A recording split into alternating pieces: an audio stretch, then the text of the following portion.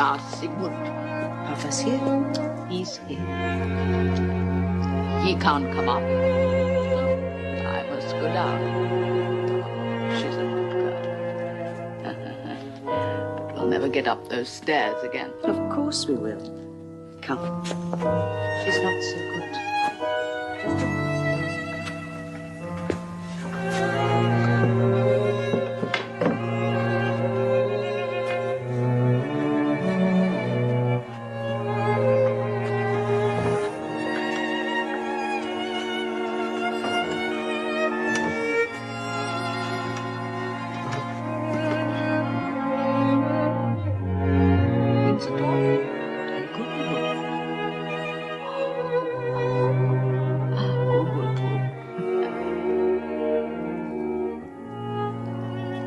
Aunt Mina, happy birthday.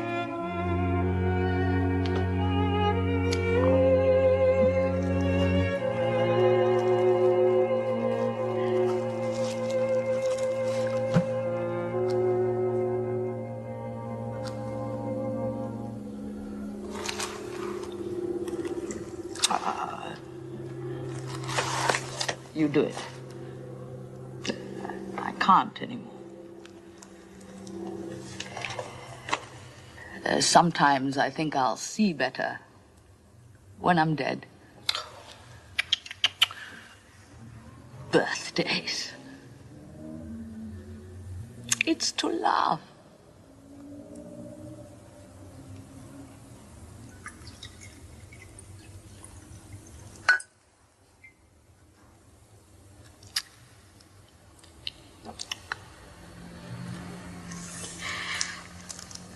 It's my fault. I shouldn't have come down.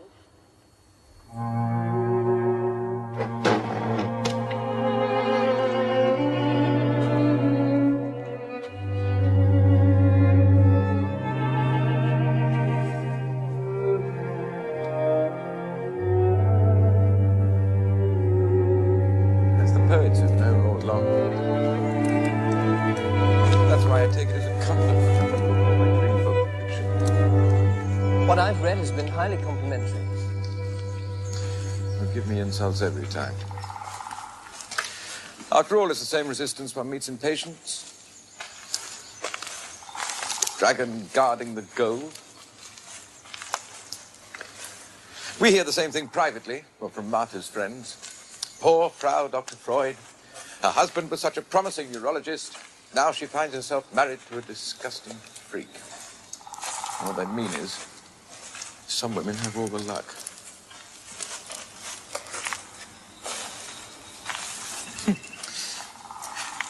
I remember somebody, my mother, I think, when I was a child, rubbing their hands together, showing me the little scales of dirt with dead skin, telling me that's what we were made of. Scraps of earth. What a lot of fuss we make. I do think you protest too much about the book. How many copies did Darwin sell? 10 times as many. But then he didn't write high-flown obscurities. I'd like to write the whole thing again from the beginning. Nonsense. The style is quite lucid enough. The writing is excellent. But you've been feeding me lukewarm compliments all day. I can't take any more of it. Speaking purely for myself, and since you know that I'm committed to your work, I have to say that I can see an element of danger in it. Danger? Who to? I mean the danger that no matter how cautious, no matter how objective he may be, the mind reader, I mean no offense, may inadvertently read his own thoughts into a subject's mind. Of course. While your work was concerned with childhood seductions, these were at least events that could be verified in many cases. But where a child's fantasies are concerned, you cross the line between what can be tested and what can never be more than an inspired guess. At least in my opinion. No one can doubt that you make great discoveries, but to speak with the authority of science, you must be sure that you're not merely choosing or inducing the kind of evidence that suits your purpose. I see. Et tu, Brute? Sigmund. Science or what you call science, would not exist without inspired guesses. You know that, if anyone does. You know quite well you can make your numbers fit anything you like. The fact is, you believe life marches to a rhythmic drum, you're certain of it, and you work from that hypothesis. You find that a woman's 28-day cycle doesn't work for men, so you come up with a 23-day cycle. And if that doesn't fit the case, you multiply the two together, subtract 5, and if needs be, add the number you first thought of. Not so. Not so. You are the scientist, then. Wilhelm, we cling to our blindness, to our precious fear and anxiety. We use all the cunning at our disposal to put the hunter off the scent. Like you just now. Like every patient protesting when the inner sanctum is threatened. You're imagining it, Doctor. And it's then I know I have it. Why should I resist? I'm not your patient. No, you're a doctor. You should know better. Do you know why you're a doctor? Or rather, do you want to know why? I'm perfectly well why I'm a doctor. Or rather, do you want to know why you're a specialist in one field rather than another? Where did you first encounter the diseases of the nose? At your father's sickbed. And no one could help him. No one could cure the suppuration. So what is young Wilhelm to do? Become a rhinologist? To compensate? No, not to compensate. And not out of loving grief, but in revenge for his hold over your mother and your sister Clara. And now you can operate on your patients, and every one is your father. You go too far. You see, you don't want to know. The irony is, I'd already have more of your so-called proof if I had your good fortune. My good fortune? It's to have an infant son to study. Mine are all too old, too devious, and they know my tricks. But what I know of the stages of infancy, I've learned from your observations. In fact, it's about time I did some original work of my own. I've been planning a new work to be called Bisexuality in Man. And Woman, needless to say. Or another unscientific thesis? Hardly. I've been arguing for it myself for years now, as much to you as anyone. You have? You're not calling me a plagiarist? After the way you've just dismissed my whole vocation, it would be a mild reproach. Oh, come now, Wilhelm.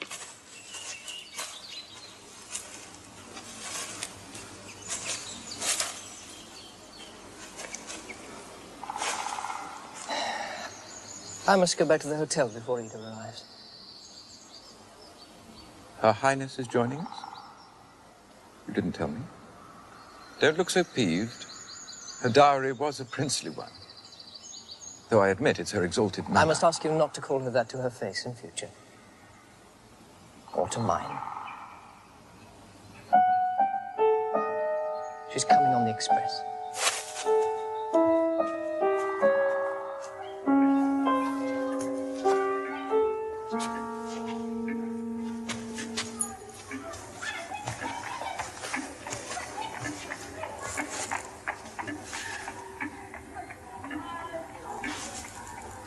I'm home! Hello!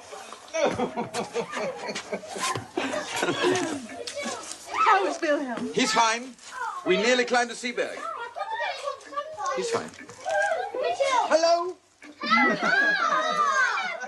In the morning, when I made my way down to the dining room for breakfast, he and Ida were already up, dressed to the nines, eating away. For some reason, there was only one other chair at their table, and Felicia put his cloak over it. Not just hanging over it, he put it around the chair, covering it. We said hello. I stood beside them for a moment. Silence. And finally, it was Ida who said, "Villy, your cloak. Sigmund wants to sit with us."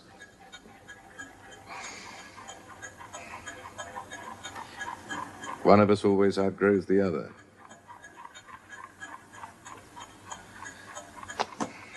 Perhaps he was of no great worth in the first place.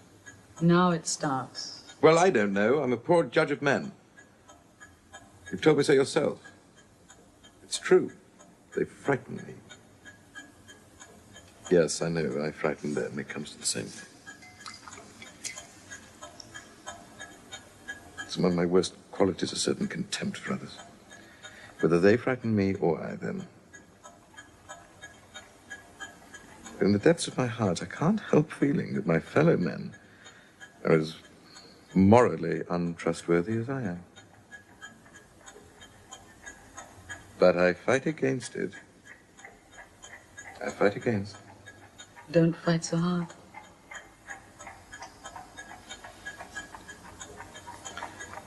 Do you know what migraines signify?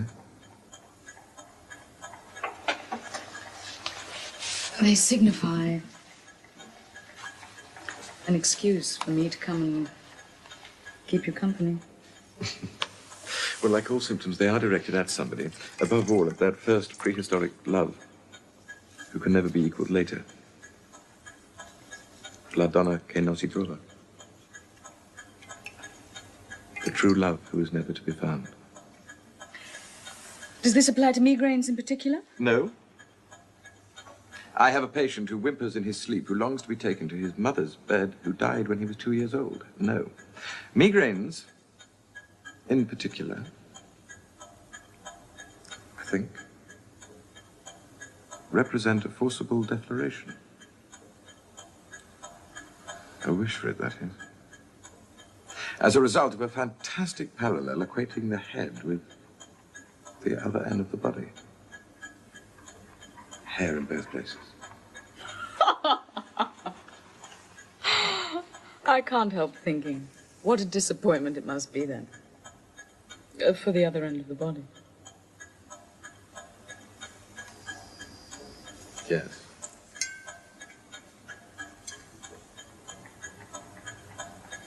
You know The Bride of Corinth, where Goethe makes the young man fall in love. Yes. Not with his intended Christian bride, but with the other pagan sister. A youth to Corinth, whilst the city slumbered, came from Athens. Siggy. Enough. Prose, then? Have you read Merechkovsky's book, The Antichrist? It's about Leonardo. When he meets his Mona Lisa, a smile reawakens a memory. The smile of rapture on his mother's face as he suckled at the breast.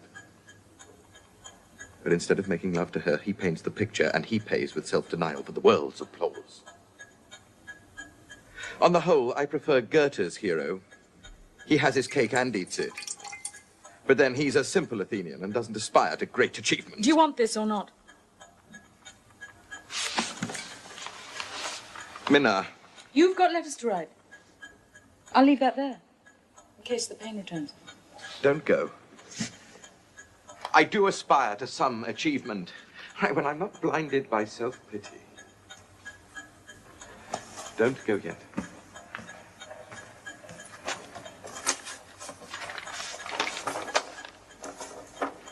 It's from a psychiatrist called Stekel, with a number of other signatories. I don't know any.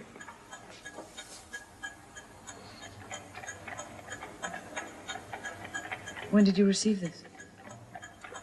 A few days ago, a week perhaps. I hadn't even answered it. We have read your book on dreams, with its revolutionary vision of the human unconscious.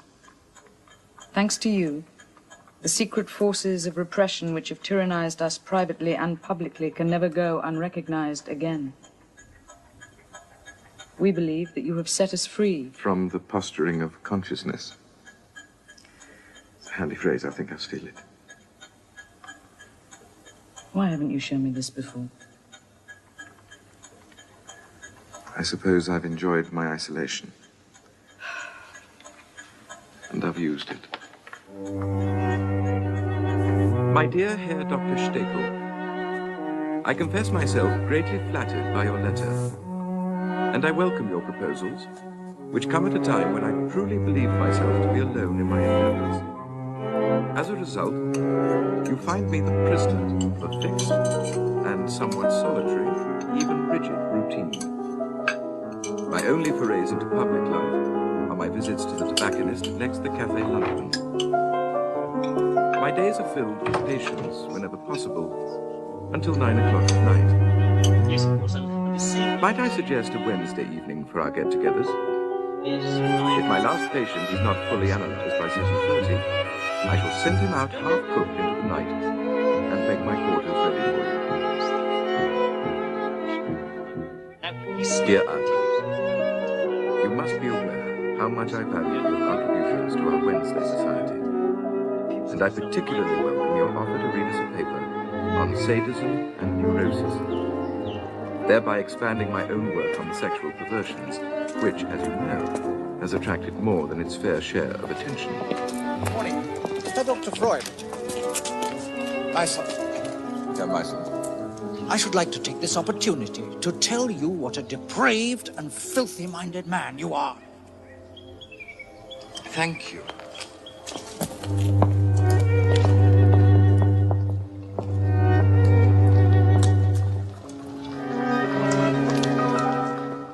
Well, like the others, a chance to congratulate me on the position.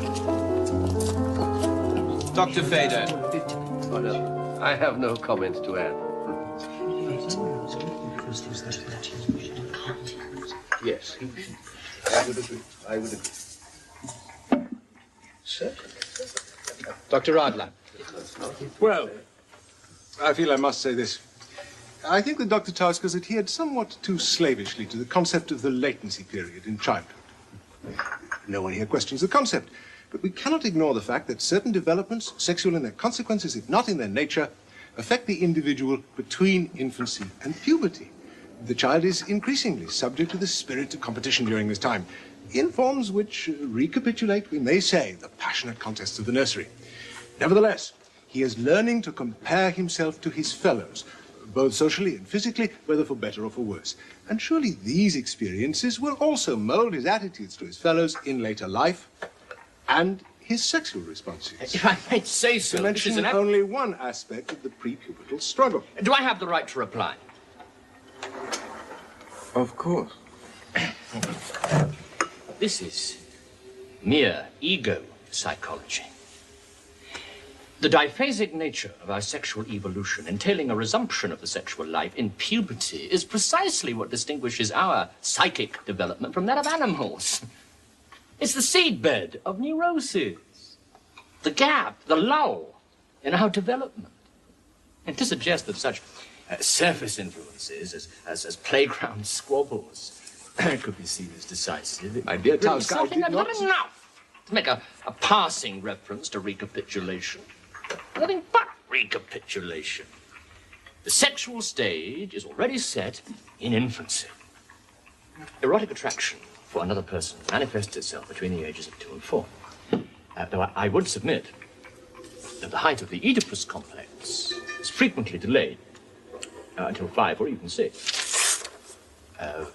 By which time the competitive spirit is thoroughly engaged on the level of the ego and will be mastered, or not, in the light of earlier Oedipal confrontations, rather than the other way around.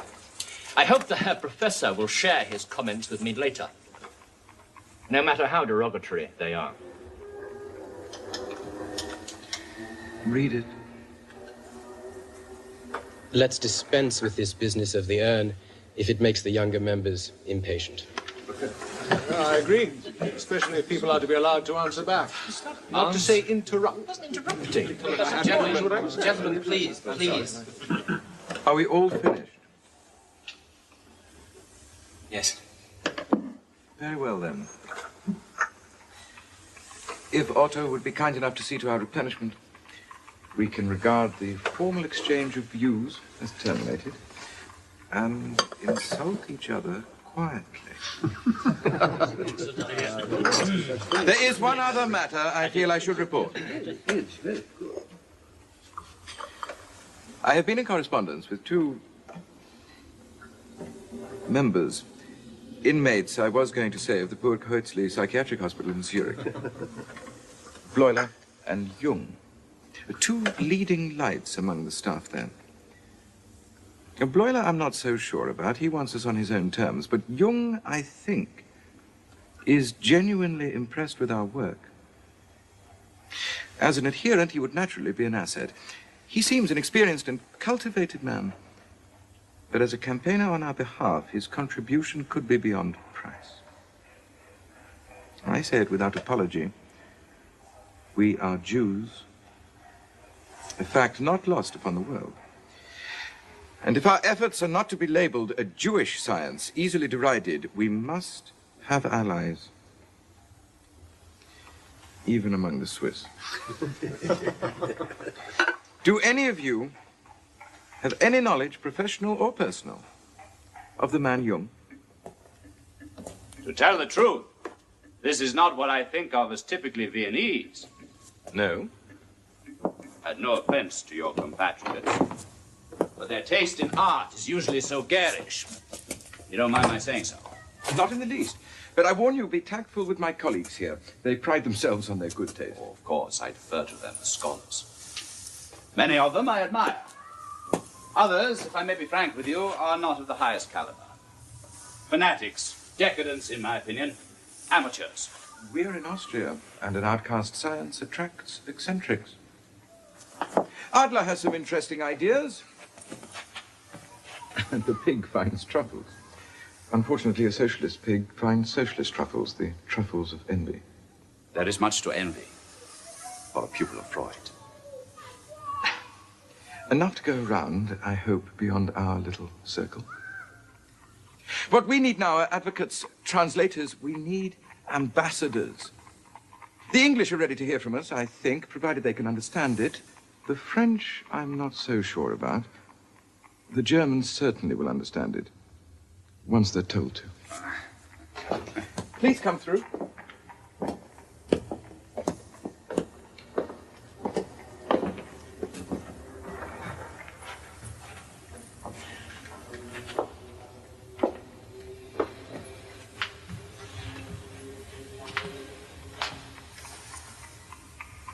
You don't by any chance have contacts with the Kaiser? Forgive me, Herr Professor, I'm only a lecturer in psychiatry. You might have treated one of his relatives. My study's in here. Will you excuse me for a moment? I won't detain you long.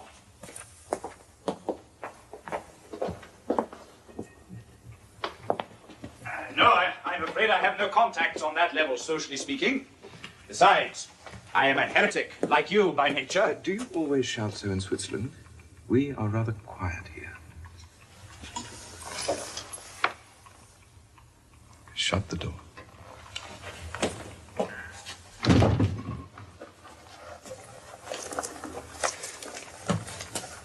brought you my book on dementia praecox. I believe it shows for the first time how severe mental disturbance may be understood in terms of your own theory of neurosis.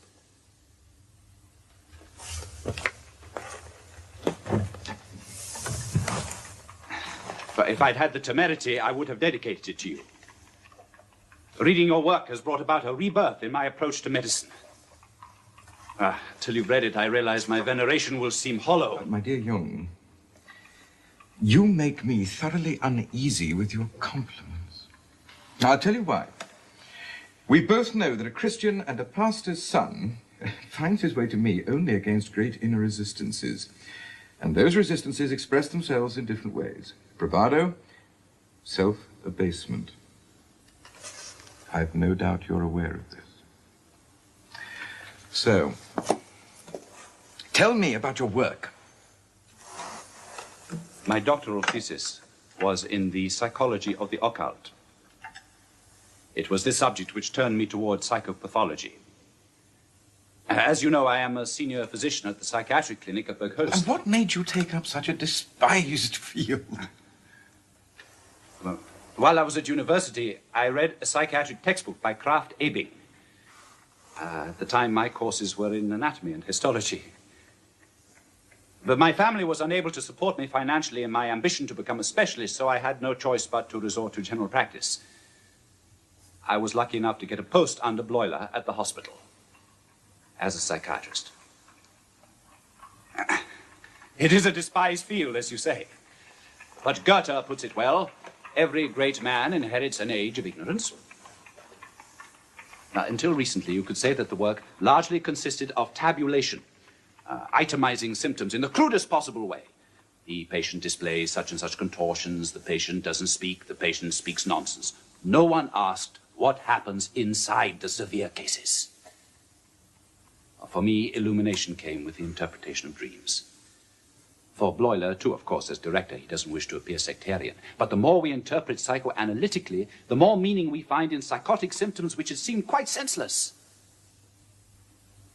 Recently, I've been experimenting with word association using a stopwatch. A stopwatch? To compare the intervals between the questions and the patient's answers as a means of grading the sensitivity of the material and measuring the resistance. I've brought some detailed figures with me, if we have time. And I found that I could only communicate with her by means of a strange charade. I was her son. Every day was Mother's Day in the ward. I had to bring her presents, imaginary ones, of course. But during these interviews, she was completely rational. An illustration, I think, of the way in which mental disturbances are also an attempt, and I'm sure the Herr Professor will bear me out, to reach sanity, an expression of the desire for sanity, an attempt to escape the disease. And to protect it. After all, you were her prisoner. No, she was the prisoner. Though I admit she was a tyrant when she was sane, a martinet with a deep, deep voice. A classic example of the failure to keep the two halves of the personality in balance, masculine and feminine. Just as the man must not deny his feminine side, so the woman must not deny her masculinity, or he will compensate in startling ways, as in this case. Our shadow self is not to be denied. Does he get this from you? No. The two must be in harmony within, like a well-matched couple. The bookcase disapproved. I think it's telling us it's time to eat. Oh, yes, of course. I've kept you far too long. No, on the contrary. Sundays we keep for visitors. But we only feed the interesting ones. If you'll excuse me, Herr Doctor. Of course.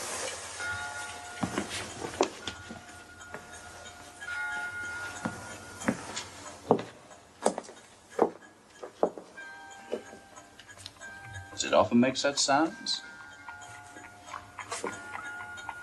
It's my ambition to live in a haunted house. Don't you believe in communication with the dead? Who lived in this house before you? The house isn't old. Perhaps not, but there must have been one here before. The previous tenant was an old school friend of mine, Victor Adler, now a troublesome politician and very much alive. Victor Adler. Then you've a socialist spirit in your bookcase. My bookcase is entirely apolitical. Look at the books. Well, then no wonder it's complaining. I think the only difference between us on the matter of childhood is that you can go further still. Not only does adulthood recapitulate the earlier stages of infancy, childhood itself rehearses the infancy of man, the primitive history of mankind. I'm convinced of it, that during the first months and years, we lived through a kind of animism, totemism, with perhaps even darker prehistoric forces around the cradle. Stone Age figures, Stone Age dreams. Perhaps. In that regard, you're far better read than I. Oh, yes. You know, tonight at dinner, my family were treated to a novel experience. I was made to listen. It's been many years since I've come across such an impressive range of interests. For me, this has been a memorable day. Just to be here. Among these photographs, the whole history of our science seems to unfold. Charcot, Breuer. So much has changed within your lifetime. Even the illnesses, you must find it strange. There's so many fewer cases of hysteria in the old sense, don't you find? With fainting fits, grande hystérie. Fewer cases than we were taught to expect. Every age has its diseases. They move on. Like everything else. Are you sure you never drink? No. But less so in your field, I should say. True madness has no history. I could never have become a psychiatrist. You know, I sometimes think psychoanalysis is only any use to the kind of people who barely need it. People who can understand, who can learn how to help themselves, how to free themselves. people of some worth with at least a glimmering of culture. Like you and me. My dear Jung, I cannot hide my delight at the news that you plan to abandon Bloiler and set up on your own. Do not go back on this. You feel a traitor to the man, I know, but remember, without some criminality, there is no achievement. All the same, I did not mean to influence you so precipitately when I came into your life. Do you realize we spoke for 13 hours non-stop the other day? And I do not have a reputation for being garrulous with my colleagues. You may be grieved to hear I have sorted out the business with the bookcase. Our caretaker, an unlikely exorcist, informed me that the water pipes are responsible. When the warm water comes at 6 o'clock, the wood expands in answer. I only wish you could be here to celebrate the coming of Belitas Edulis. These are precious weeks, and the children are outdoors all day, and I can enjoy them freely without feeling that I'm snatching time from the few creative years ahead of me. Happily, my appetite to return to Vienna has been whetted by the arrival of a remarkable new patient. A Russian nobleman with more symptoms than the Tsar has mistresses. It was night in the dream. Winter. My bed stood with its foot toward the window. Outside, I could vaguely see the walnut trees. Then, suddenly, the window seemed to open of its own accord. I couldn't look away. Outside, only a few feet away, were 6 or 7 white wolves sitting in the nearest tree. White, with their ears pricked and tails like foxes. They sat quite still in the branches on either side, looking at me, their whole attention riveted on me. I think it was my first anxiety dream. I was 3, perhaps 4 at the time. How did the dream end? I screamed, and my nurse came running, and I tried to describe the dream to her. They were so lifelike, the wolves. Shall I draw them for you? The idea that the wolves represent the source of all childhood fears, the boy's father, may be plausible enough. But we are asked to accept that at the same time the wolves represented the boy himself in their immobility, watching him, that he is the watcher as well as the watched. Correct. That the dream masks a memory of watching something terrible, his parents making love in the manner of beasts a tergo while he was younger still. Yes, I remember the dream, yes. Why? Why? Why wolves? Why 6 or 7? Why white wolves? Because of the white of the bedclothes under which his parents seemed to be struggling. Yes. This I find fanciful, to say the least. But the least you can do is turn up at this meeting and Well, if I may be permitted to answer, it is, of course, not only fanciful, but fantastic, as befits the iconography of dreams. How else can they escape the censorship of the mind, except in code, in puns, in versions, outlandish similes? Every one can be deciphered, and in more than one way. Because the issue here is not whether this particular interpretation is correct, but whether it leads where all the other trails lead, to the heart of the patient's condition, his fear of a bestial assault in infancy. Yes. Well, all trails must lead. The patient himself recognizes his fear of the father. Surely, yes. That's a common thread. I have never denied that threat. You blatantly deny that. Never denied it. But it is here and now that the patient recognizes it. We have no way of knowing for certain whether these are genuine memories that he provides the analyst or merely the fantasies of adult life. Can we be so naive as to ignore the way a patient uses the past to put us off the scent of present troubles? Precisely. It can be an evasion of the truth, one of the many faces of resistance. I'm sure we can agree that this is a matter of emphasis and not dogma. It's not a matter of emphasis. The natural scientist is a dogma. Yes, he lays down a principle and he declares that is how it is. To a certain extent. We are not alone in this opinion. Even the infallible Jung has suggested that the pathogenic cause may lie in the present moment. Yes, no wonder. He's at pains to obscure the source of his own neurosis. What neurosis? The Swiss have no neuroses. Mountain air suffices to dispel them. No, it's no laughing matter. The man who declares himself without neurosis has no right to become an analyst. No, enough of this. Enough. How dare you speak of an absent colleague in this fashion? Would you say so to his face? But you say it in Freud's presence and expect us to permit it. You, who are completely unaware of the aversion you created everyone around you.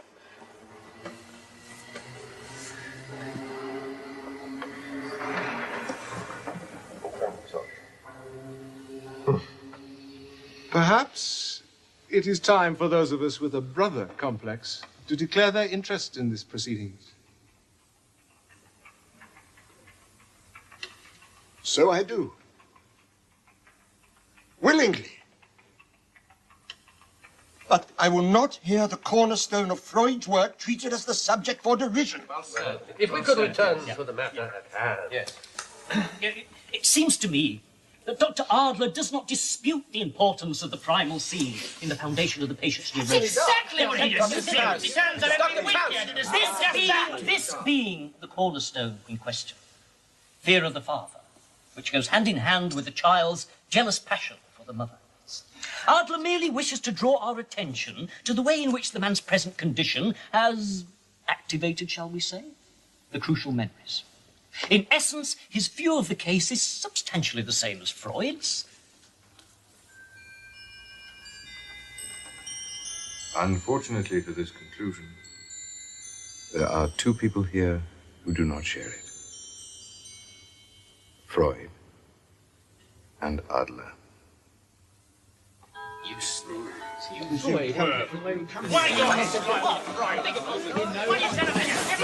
A group is an obedient herd which cannot live without a master, who must possess a strong and imposing will, which the group itself, having no will of its own, can accept from him. One thing I do insist upon, through all the accusations and vilifications, we must not abandon the discoveries simply to make them more palatable to the reverend. We must stand by the primacy of sexuality, that above all. Promise me that, no matter what refinements of technique you bring us.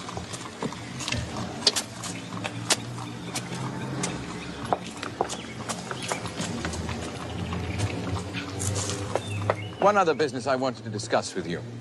I've been invited to speak at Clark University in Massachusetts. It seemed to me we should present an international front with yourself and perhaps Ferengi, our Hungarian champion. I think the Americans will like him, don't you? I did a shameful thing today. We met Breuer and his daughter in the street, and I didn't even greet the man.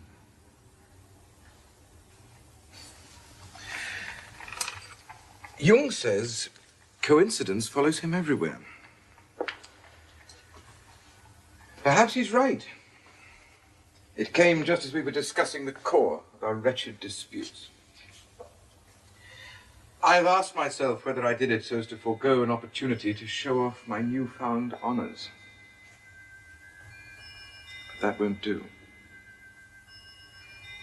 I simply shrank from the encounter, like a snail into his shell. Jung saw it. He was quite taken aback. Do you suppose he understands? The sadist is a masochist at heart?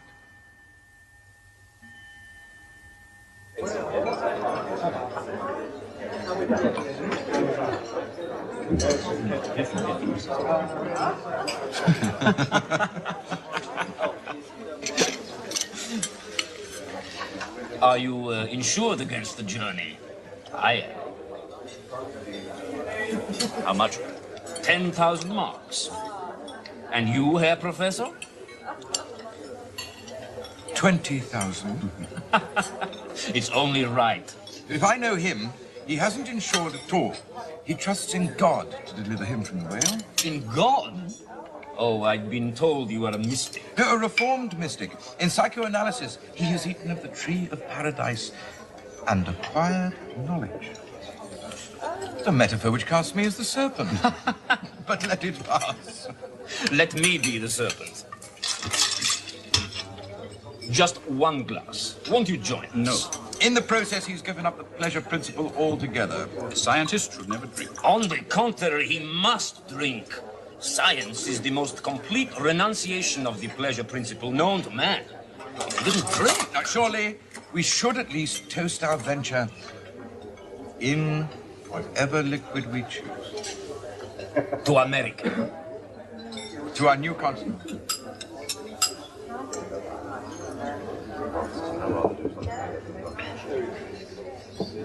Not the least of the pleasures this voyage affords for me is the opportunity to see you learn to know each other better.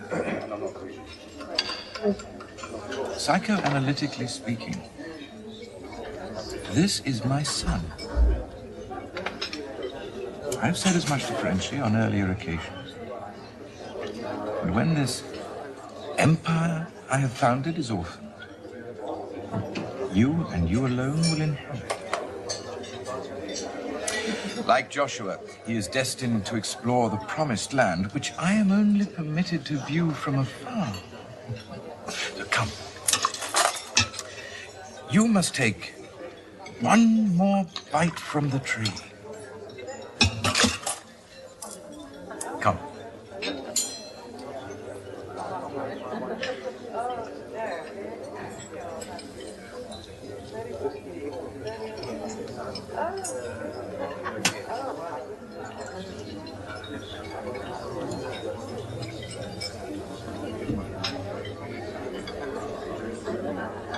I understand that a form of primitive wine was among the last things to be consumed by the unfortunate victim of the Bremen bogs.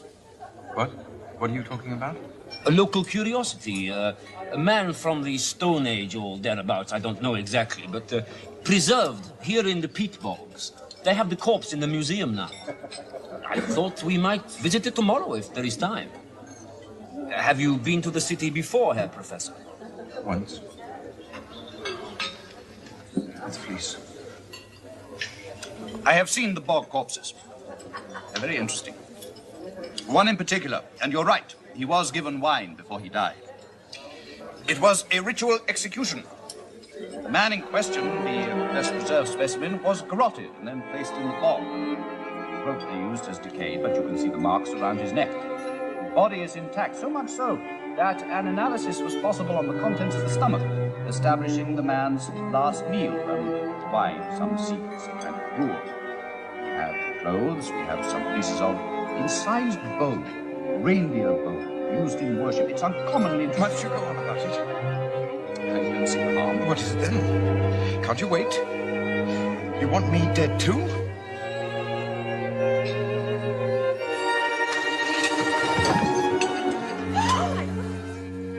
For God's sake, help me! Are you all right?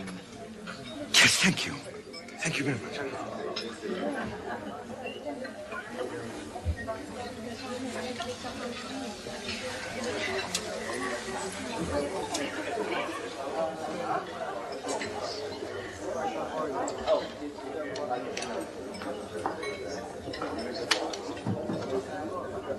Shall we go upstairs?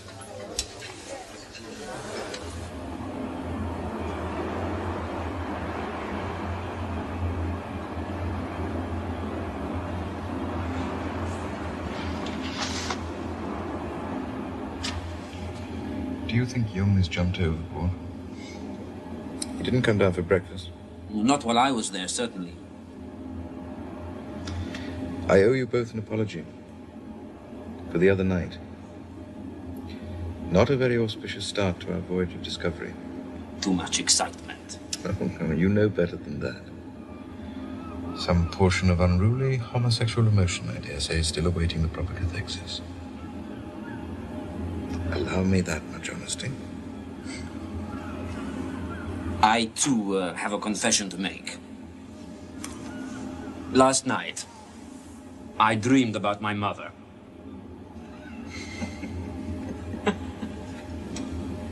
How good it is to find an analyst who dreams about his mother. My dear Ferengi. Yes? Come in. Good morning. You've been up on deck? I was on my way back to my cabin, but I thought I must inform you. A most remarkable thing. Another coincidence? On deck, I met my cabin steward. He was sitting reading. I thought, lazy fellow. The book was The Psychopathology of Everyday Life. Well, this is no coincidence. What do you say, Ferengi? It's an omen. Cabin stewards versed in psychoanalysis. Come, sit with us. You've earned your place, my boy. I think this ship is altogether safe. Groans. Sit here. We were discussing our dreams just now. I was confessing to my dream.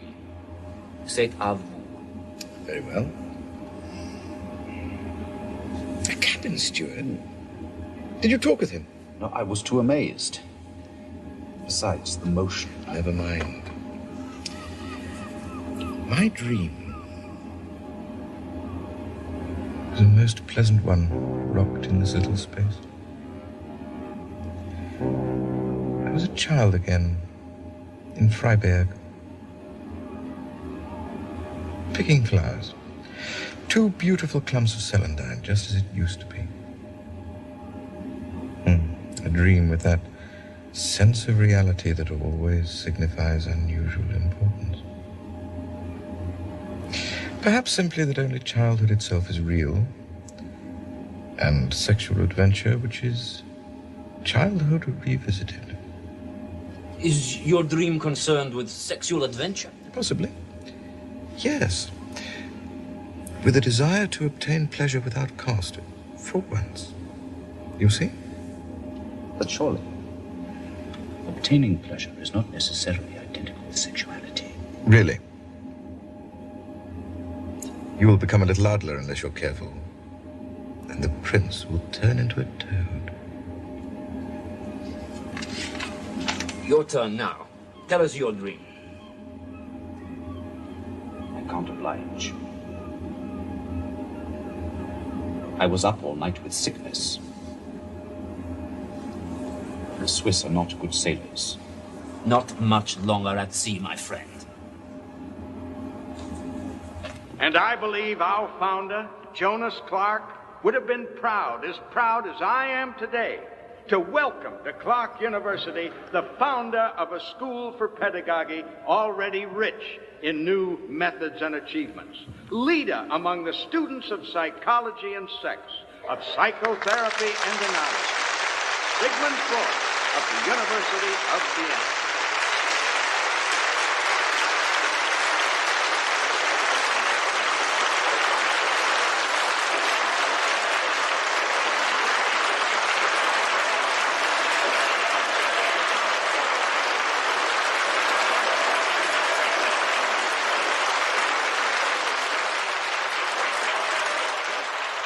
America is gigantic. A gigantic mistake. The greatest experiment in the history of mankind, and it's a failure. Jung says it went wrong when they started to kill the Indians. I don't know. Perhaps they didn't kill enough. Did you visit Coney Island? Yeah, they showed us everything. They took us to the cinema, to restaurants. Well, they don't know how to eat at home, these people. They can't find the time. Which is understandable, since their cooking is disgusting. Imagine a country without wild strawberries. Still, they appeared to be quite pleased with us. That'll be the photographer. Let him wait a few minutes. I need to prepare the photography face. I'll show him in next door. I hope that isn't the photography face.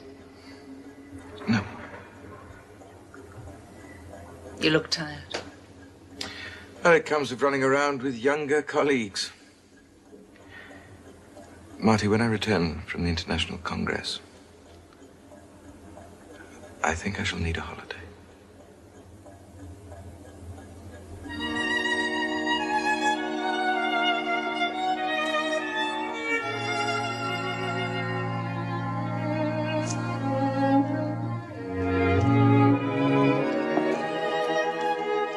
Truth is, I'm unfit to be a leader. I'm too jealous of the long years spent struggling with the work myself. What I wanted was people to flesh out my first attempts, short them up, not tunnel off in every direction. The whole structure will collapse and the scene will be lost. Like a dead mine with "danger, keep out" posted above it. They all want quick results.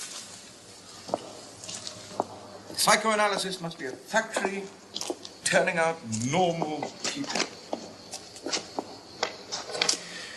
You know, I think of the occasions when I can say I've cured a patient, removed the symptoms. They're usually the least fruitful cases, barely worth recording. Cured. Analysis isn't a kind of aspirin. It's a lifelong pursuit for the self-styled healthy and the sick. It's a philosophy or it's nothing. And they don't seem to be able to understand that, the Adlers and the Steckels. The public do. People aren't fooled. They know there's nobody to run to anymore. We must turn and face our demons without cant and live with them as best we can without destroying ourselves. People know it, even in their despair. They know it. And they think that's what you're telling them. I doubt it. No. What they think is that it's something shocking. To do with sex, as the Americans call it.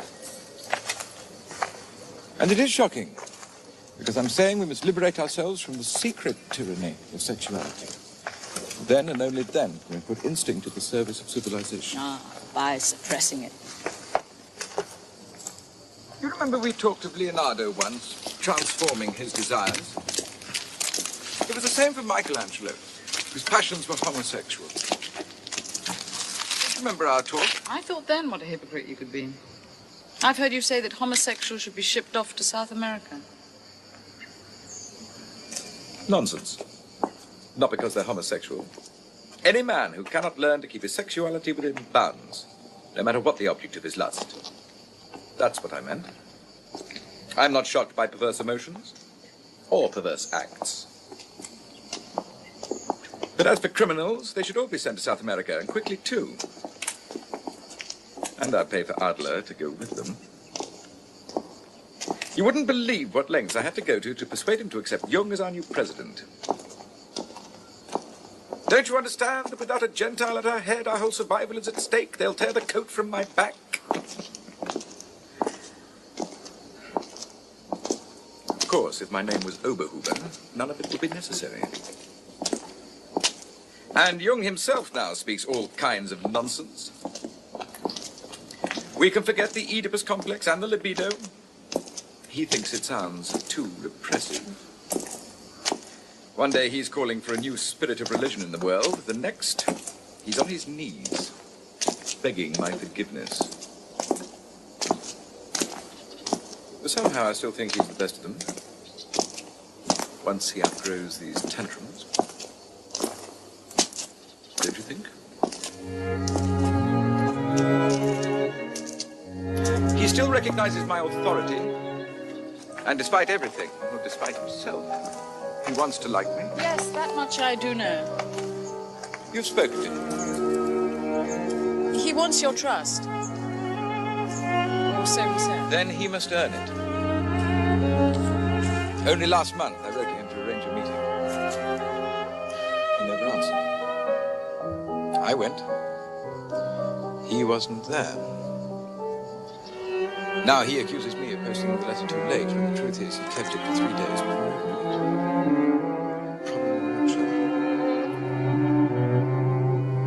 I didn't know you'd spoken of such things with your... One must be careful. I don't imagine you discussed personal matters.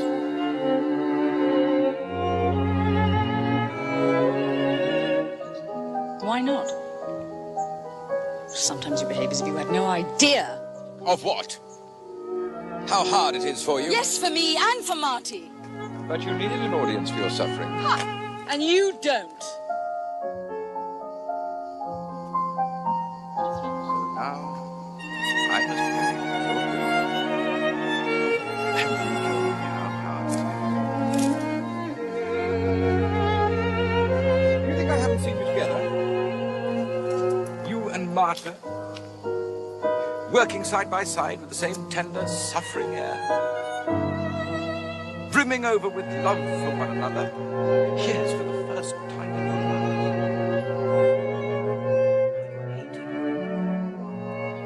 And now, at last you have something in common. Don't misunderstand me. More than a man, you have a grief